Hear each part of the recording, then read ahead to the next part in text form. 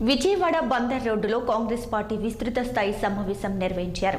ముఖ్య అతిథిగా APCC chief YS Sharmila Reddy హాజరయ్యారు. వైఎస్ఆర్ పాలనకు జగనన్న పాలనకు చాలా వ్యత్యాసం ఉందన్నారు. వైఎస్ఆర్ హయాంలో పోలవరం పనులు 32% పనులు పూర్తి చేశారు. చంద్రబాబు జగనన్న హయాంలో ప్రాజెక్టు ముందుకు కదలలేదని విమర్శించారు. వైఎస్ఆర్ హయాంలో రైతు రారాజు, జగనన్న హయాంలో పంట వేసుకోవడం దండగలా మారిందని ఆరోపించారు.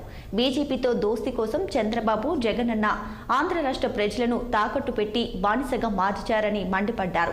పోలవరం లేదు, హోదా లేదు, రాజధాని లేదు, ఉన్నవన్నీ అప్పులని తీవ్ర స్థాయిలో ఆగ్రహాన్ని వ్యక్తం చేశారు. ఇక రాష్ట్రంలో కేంద్రంలో కాంగ్రెస్ తోని అభివృద్ధి సాధ్యమవుతుందన్నారు షర్మిల.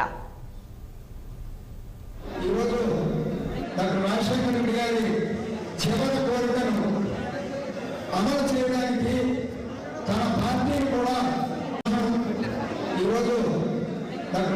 రెడ్డి గారి చివరి కోరికను అమలు చేయడం